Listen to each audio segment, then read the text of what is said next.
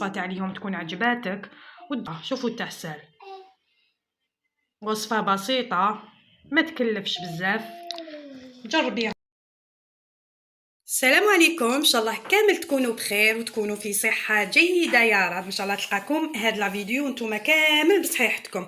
اليوم ان شاء الله جبت لكم واحد الوصفه تاع بقلاوه اللي بهذا المول، واللي حبت تضاعف المقادير وتكبر المول تاعها دبر راسها. اذا نبداو على بركه الله. عندي تاعك 4 كيلات لازم يكونوا نفس الحجم. هاي ليك، اذا هعمليك 4 كيلات. عندي قريصه هكذا تاع ملح، عندي نفس الكيلة تاع السمن. هاي ليك، بسم الله. اذا نبسوا هاد المقادير جيدا هكذا. لازم هذاك السمن يدخل كامل في الفارينة. نبداو نشمخو بالماء والمزهر هكذا حتى نتحصلوا على اون بات تكون شاده روحها. طيفي غير بشويه. هاي ليك لاباط اللي تحصلنا عليها، ها شوفوا طريه، تكون سهله الاستعمال. نحطوها ترتاح لو طون اللي نوجدوا الحشو تاعنا بهذه الطريقه. اذا بالنسبه للحشو انا هنا حندير الكاوكاو. هاوليك شوفي كيفاش ترحيه، ما ترحيهش رطب كامل، هاوليك رحيه في المويه. راح ندو 4 كيلات تاع كاوكاو دا. اذا هامليك 4 كيلات.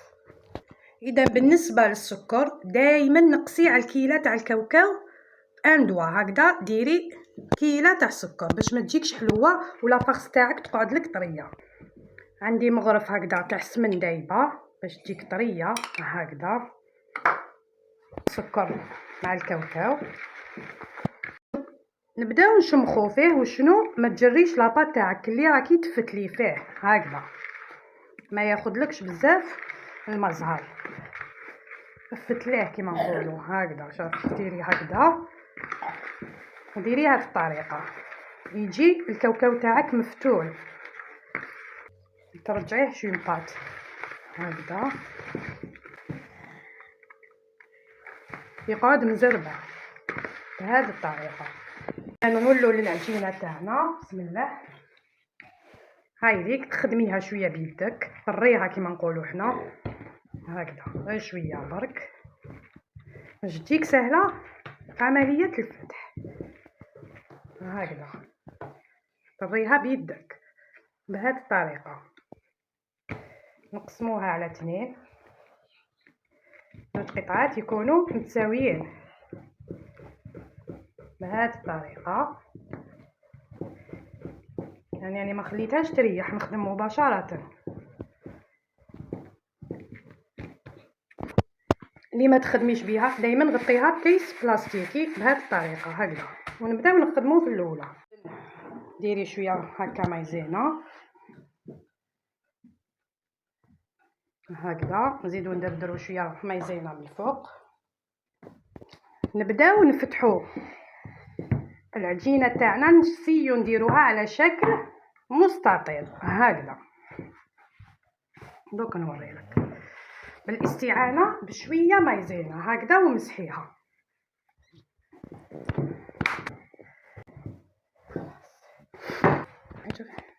نحو هذه الاطراف هكذا باش تجيك حاجه متحوفه هكذا.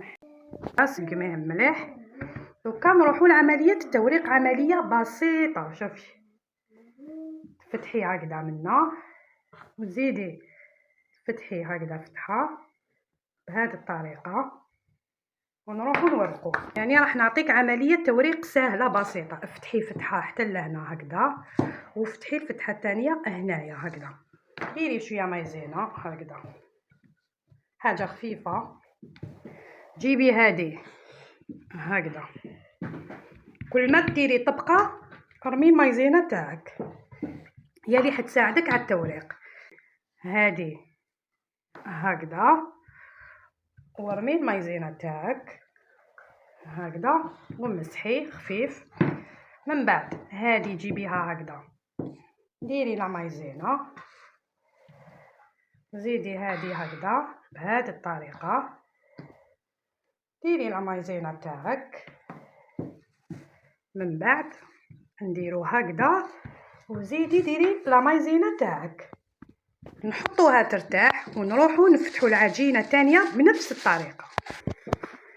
اذا هام العجينتين في زوج، خليهم يرتاحوا تقريبا 10 دقائق. انا حنخدم للامانه مباشره. هاي ليك، راح نروح للعجينه الاولى ونسيو نفتحوها قد المول تاعنا هكذا، نروحو نفتحوها بالشكل طولي هكذا، بهذه الطريقه نفتحوها بشكل طولي هذه الطريقه هكذا. سيي ديري نفس الحجم تاع المول.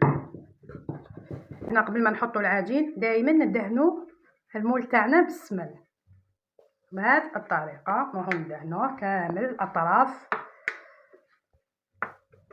اذا لويها هكذا على الحلال ديالك ونروحو نحطوها هكذا بهذه الطريقه ونسقموها لداخل هكذا. ارفدي هكذا ودخلي.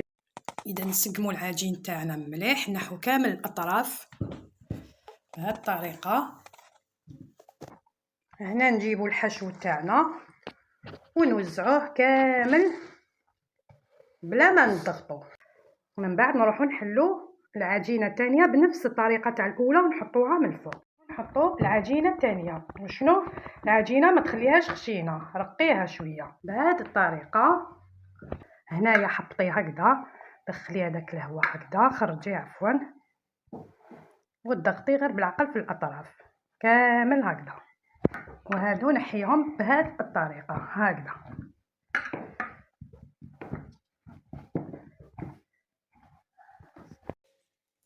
اذا نروحو نقطعوها. مع الاول ديري دي تراس هكذا، لازم الموس تاعك يكون ماضي هكذا دي تراس. من بعد نروحو نقطعوها. كي نكملوا لي تراس تاعنا نروحو نقطعوها. هنا نروحو نقطعوا البقلاوه تاعنا بهذه الطريقه. بسم الله هكذا، حطيه حتى لتحت.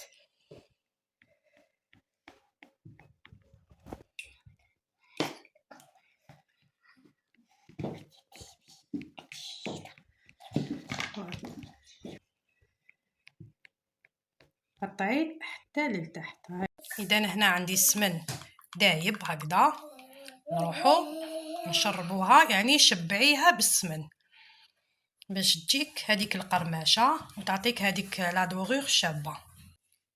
اذا هنا عندي حبيبات تاع لوز كانوا عندي. عندك كاوكاو ديري كاوكاو، ارشقيهم هكذا بهذه الطريقه.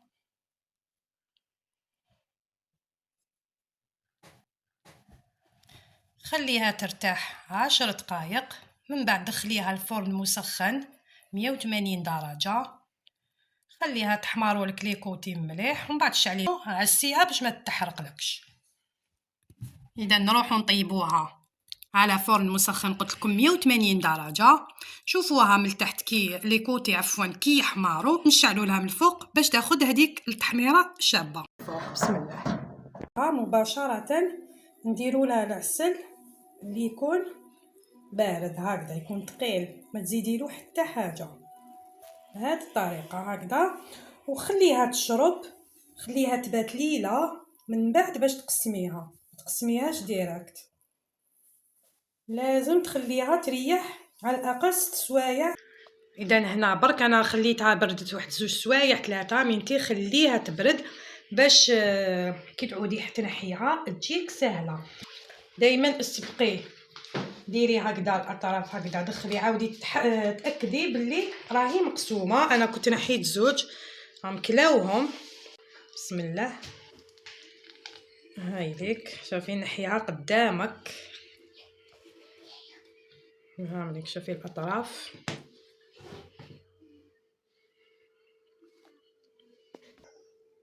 هاي ليك شوفي الاطراف. حنا بكري كامل نحبوا الاطراف، قلت لك انتيا لازم لازم لازم تخليها تبرد. دوك نقطع لكم قدامكم ونوريها لكم. هاي ليك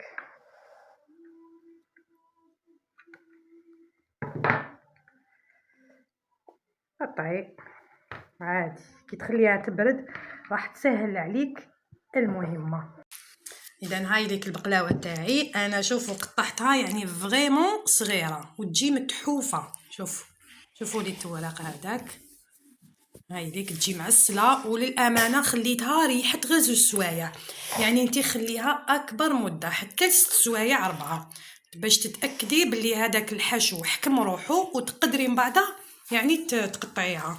نتمنى ان شاء الله الوصفه تاع اليوم تكون عجباتك وتجربيها، لانه وصفه يعني صدقيني رائعه. شوفوا التعسل، وصفه بسيطه ما تكلفش بزاف، جربيها ان شاء الله وبالصحه والراحه ومع السلامه.